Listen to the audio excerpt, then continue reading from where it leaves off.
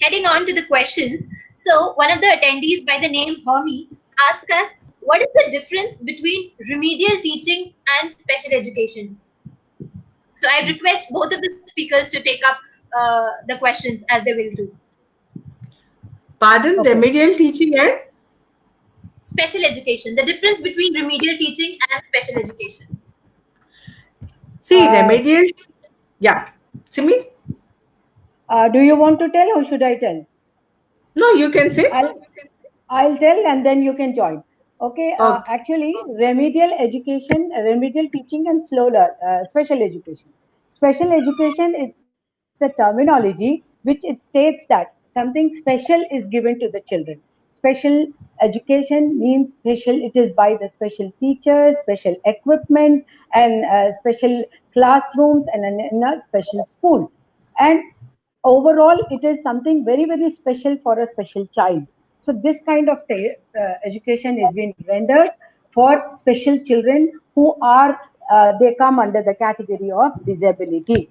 Whereas the remedial teaching, the first and the foremost thing is that the remedial teaching is given to all the learners who don't come under the category of disability. Remedial education can be given to learners who are underachievers, who are slow learners, who are backbenchers, who are disinterested in studies. So, remedial education, we focus more on one-to-one basis and on the focus on the interest of the child, and the certain curriculum aspects are also considered, where we give, like, using all these techniques like SQ3R and chunking, mnemonics. We are utilizing those techniques, and we render remedial training or teaching to the children. Usually, 1:1 basis, it is going to be very useful.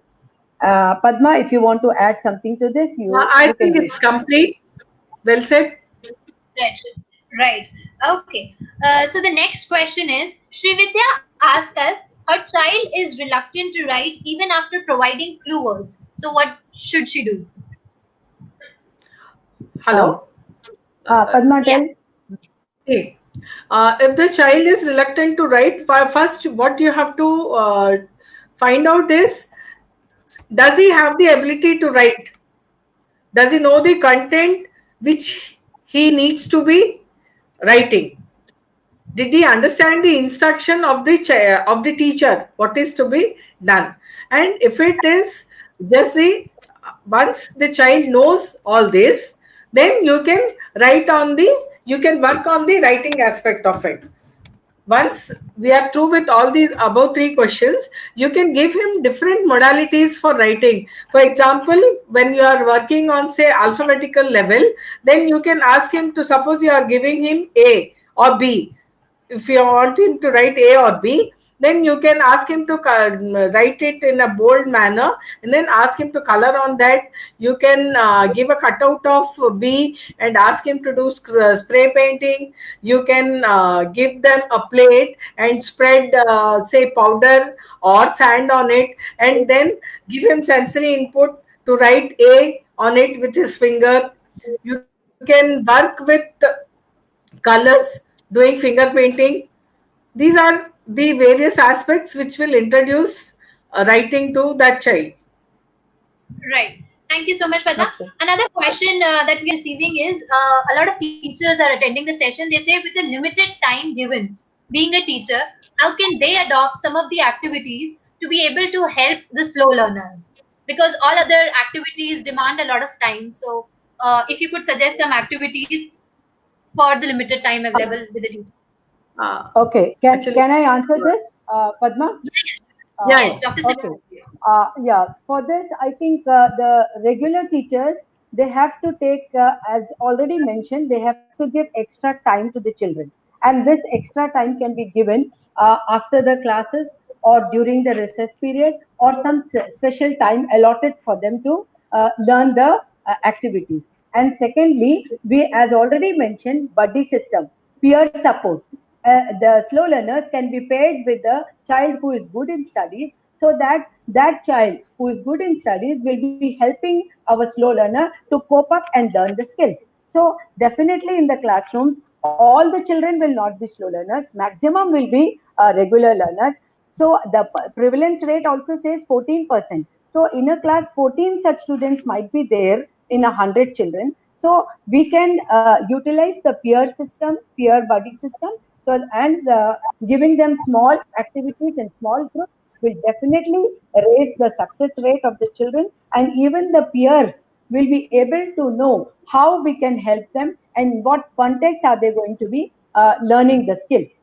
So I think teachers have to first identify these small uh, types or the methods to help the children in the classroom. Right. I would add on to that. See, if they focus more on the slow learners and adopt one of these methods and try not to use the regular method of coming and explaining, suppose if they just give an overview and ask the students to work on that particular content, and the other day or the next day, if they can make a drama sort of thing or involve the techniques which we had already discussed, slow learners will learn, definitely learn, and by the way, the regular students will also learn. Instead Right. of spending more time, yeah. Yeah. Thank you, Padma. So there is a question from 3 or 4 of our attendees. They are asking if there is any provision for slow learners by the boards like CBSE, ICSE. So, like for special children, there is Scribe. So, is there anything like that for slow learners? Acha, I will like to answer this because see the slow learners, they, as already mentioned, they don't come under the category of disability. So there is no rule or no law for them. So what we do is that we are requesting the governments to take a initiative in to develop flexibility in the evaluation patterns, which I have already told. The 80% focus on subjective matter and the 20% focus on objective matter. मतलब 80% हम उन लोगों को subjective matter पे लिखने के लिए बोलते हैं और 20% हम उनको ऑब्जेक्टिव मैटर पे लिखने बोलते हैं. तो हमारे स्लो लर्नर्स को बहुत दिक्कतें आती हैं इसमें. तो हम जस्ट उसको रिवर्स कर दें. हम 80% हम ऑब्जेक्टिव करें उनके साथ में. जैसा मैंने आपको बताया, fill in the blanks, match the following, true और फॉल्स. हम ये नहीं बोल रहे हैं कि उसका करिकुलम कंटेंट चेंज करो. हम इवैल्यूएशन पैटर्न्स चेंज करना चाह रहे हैं ताकि बच्चा हमारा सक्सीड हो सके, सक्सेस मिल सके उसको. हम 80% के बजाय 20% हम सब्जेक्टिव मैटर को रख दें और 80% ऑब्जेक्टिव मैटर को रखेंगे तो हमारा बच्चा बहुत अच्छे से कर सकेगा, एक्सेल कर सकेगा. और रहा सवाल CBSE गाइडलाइंस के हिसाब से, we cannot get any concessions or ascribed for a slow learner because they are not under the category of disability. Right. Okay. Right. Interesting. And Mrs. Padma, we are receiving requests to if you could repeat the REAP technique that you talked about in your session. So there are 3 or 4 attendees who want to listen to that once again. Evoker system.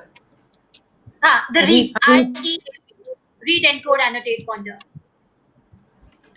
The read, you will be reading the content as already discussed in 3Q, 3R. You will encode it. Encoding is understanding what already is read, okay, and writing it in your own words. Then annotate, describe and discuss and rethink about it. And the ponder is like reviewing. And the evoker system, the explore part is very similar to the survey which we had discussed in SQ3R. You try to go through the sessions, try to find out what are the graphs, what are the things which they want to actually emphasize and make us learn. The vocabulary part is around that particular key idea. What are the words associated with that particular event or that subject? Oral reading is enhancing his reading content. That means we are working on his expression, what he has understood and how he is expressing it. And Recapitulation is by probing questions, we try to understand what he has understood. Okay? Okay, got it. Interesting.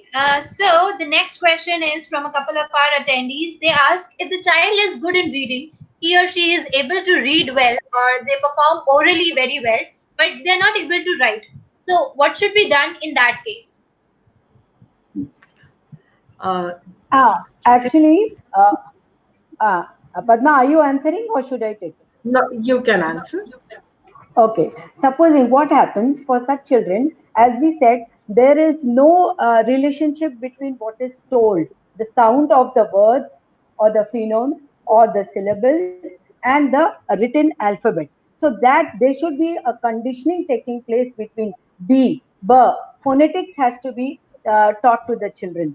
B को ब बोलते हैं, ए को अ बोलते हैं, B को ब बोलते हैं, सी को क बोलते हैं, डी को ड बोलते हैं. इस तरीके से जब हम बच्चे को रिलेट करते हैं उसके शब्द की उच्चारण पर और लिखावट पर, तो हम जब बच्चा उच्चारण करता है तो साथ में फिर उसको ध्यान रखता है कि इसको, हाँ मुझे अ की आवाज सुनाई दे रही है तो मुझे ए लिखना है, तो हम कंडीशनिंग करके हम उसको सिखा सकते हैं, एक रिलेशनशिप एस्टैब्लिश करते हैं उच्चारण और रिटन एस्पेक्ट. दूसरा चीज हमको ये भी देखना पड़ेगा कि जब बच्चा लिख नहीं रहा है, बोल ले रहा है, पढ़ ले रहा है, तो हमको उसके फाइन मोटर स्किल्स कैसे हैं ये देखना है कि क्या वो पेंसिल पकड़ सकता है, वो पेंसिल ग्रास्प है कि नहीं, उसको किस तरीके से उसको प्री राइटिंग स्किल्स डेवलप कराने पड़ेंगे उसको, उसके बाद हम उसको फिर राइटिंग स्किल्स पे हम लेके जाएं. तो fine motor skills and the pre-writing skills are very essential to teach the child to write. I think is it okay with the answer? Padma, do you want to add on to that? Initially, when we teach them A for apple, B for ball, C for cat, we don't emphasize on why we are teaching that. Once you make that clear at the initial stage, child won't have problem in later learning. That's what I wanted again I would like to add to this कि what teachers usually do, they say A तो बच्चे बोलते हैं for apple, B teacher बोलती है तो बच्चे बोलते हैं for ball. तो टीचर को ये कंप्लीट सेंटेंस बोलना चाहिए, A for apple, तो बच्चे उसी को रिपीट करें, A for apple rather than just saying A and stopping. तो बच्चा वहीं पे से रुक जाता है, उसको यही मालूम है एप्पल है, लेकिन एप्पल किससे डिनोट करता है ये वो सुनाई नहीं देता या बोल नहीं सकता वो, क्योंकि टीचिंग कॉन्सेप्ट जब हम टीचर्स सिखाते हैं तो उस टाइम पे टीचर्स को बहुत ज्यादा ध्यान देना होगा. The same thing is for maths also, which I have faced slow learners struggling with maths. हम डब्बे वाली कॉपी में बच्चे को लिखाते हैं, तो हम एक एक डब्बे में स्क्वायर कॉपी, एक एक डब्बे में हम एक एक डिजिट लिखवाते हैं उनको. और हम कई बार देखते हैं कि हम रेगुलर लर्नर्स को भी एक एक डब्बे में लिखाया जाता है, लेकिन आगे जैसे जैसे उनको लिखने को बोलता है 11, 12, तो एक ही डब्बे में 11 लिखा जाता है, एक ही डब्बे में 12 लिखा जाता है. तो उसमें क्या होता है कि बच्चा कंफ्यूज हो जाता है, यहाँ पे प्लेस वैल्यू उसको समझ में नहीं आती है. एक डब्बे में 1 लिखे, दूसरे डब्बे में 2 लिखे, एक डब्बे में 1 लिखे, फिर दूसरे डब्बे में 3 लिखे. इस तरीके से लिखने से उसको ये समझ में आता है कि 1 डब्बा, 1 box denotes only 1 digit, not 2 digits. So here when the child is in the primary section और जब उसको पढ़ाते हैं या लिखाते हैं तो teachers have to be very specific in these writing skills, क्योंकि बच्चा आगे चल के प्लेस वैल्यू, एडिशन, सब्ट्रैक्शन में उसको प्रॉब्लम आती. अगर एक डब्बे में ही हम 100 लिखाना सिखाएंगे, एक डब्बे में ही हम 25 लिखाना सिखाएंगे. तो please teachers, please take care of this wrong methods of teaching. Thank you. और कुछ? Yeah, very valuable input, Dr. Simi. There's another question and rather request to repeat the 3 transfer training process. So if you could do that.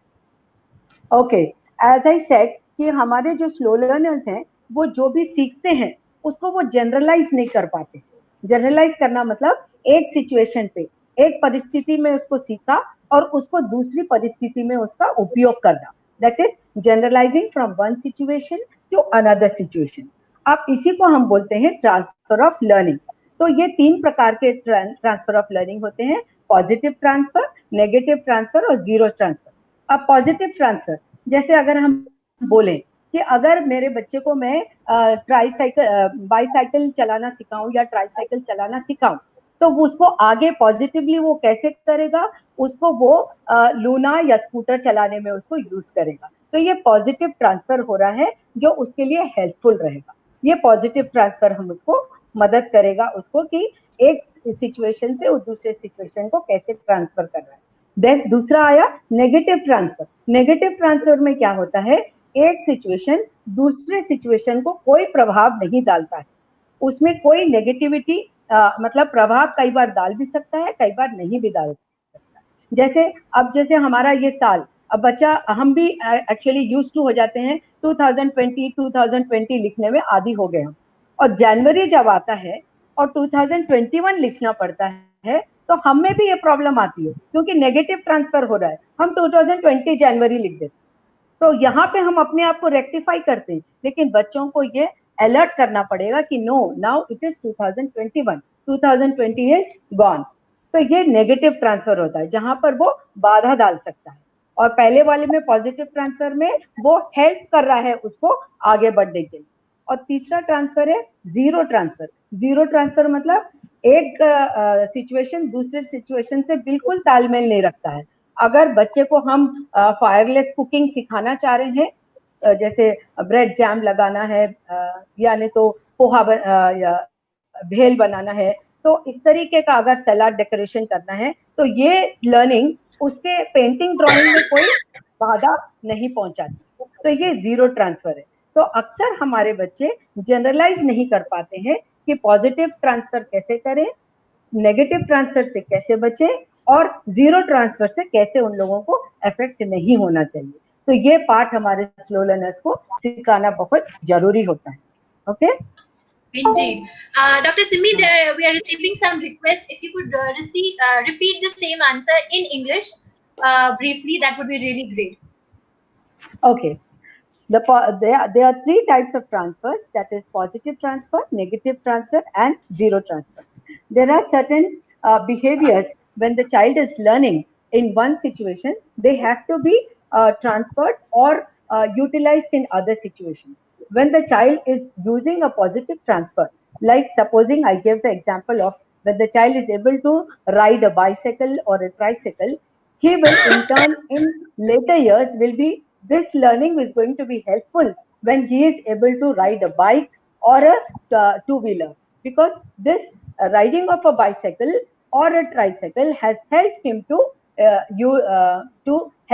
ride a bike or a scooter. So this is a positive transfer. For a negative transfer of learning, sometimes one situation learning is going to hamper to the other situation of learning. So we have to avoid that hamper. For example, I had given the example of when we are used to writing dates 21 to 2020. So now when the year end comes and we are used to writing 2020, 2020, and when the next calendar year, that is 2021, when we write the date, even we try to write down the same way, January 2nd, 2020, although it is 2021, because the negative transfer is hampering in the next situation. So we have to avoid this, and we have to make the child realize now 2020 is not there, January is come, a new calendar year is come, now you have to change it to 2021. So this is the negative transfer. Whereas the third transfer is a zero transfer. That means one situation is not at all hampering the other situation. That is, when we make a child learn how to cook fireless cooking, like making salads or making bhel or whatever it is, this is not going to hamper when the child is working with an activity of drawing and painting. So this is the zero transfer. Our children lack, or they do not generalize the situations from one situation to another. Specifically for positive transfer, it is going to be very helpful. For negative transfer, they have to avoid the negative transfer, and for zero transfer, it is not going to be any effective for them. because each activity is itself an activity which is demanding interest and learn. Okay. Yeah. Thank you, Dr. Simi. That was indeed very informative. We'll take one last question before we end the session. And before that, I would like to inform you all that, dear audience, this was an overview webinar. The topic for slow learners is indeed very vast, and we would like to cover this topic in much greater detail over the series. So please stay tuned and you'd be able to learn more about this topic in greater detail. We would obviously make the recording available. One last question to Dr. Simi.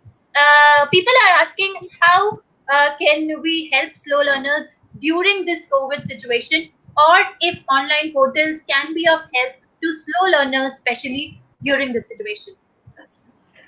Actually, we don't have any online portals, but definitely we can help the children during this COVID lockdown time, because parents have to become friendly towards the children. They have to first of all accept the child as they are. Secondly, they have to give some extra quality time to the children. Third aspect is they can be more creative, giving them activities which are very interesting to the child.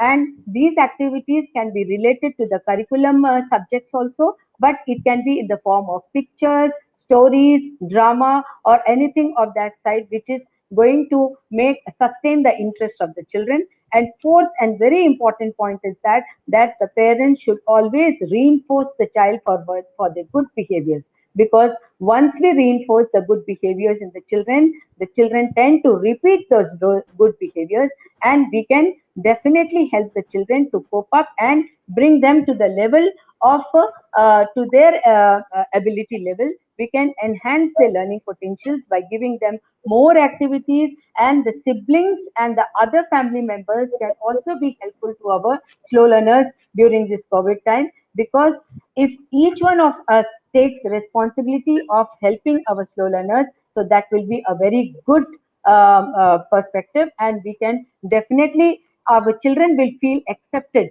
because our children who are slow learners, they don't succeed in the activities. So we have to give small activities where they can experience the success. If success is there, then the child will tend to be more cooperative and tend to give more response towards the activities being shared with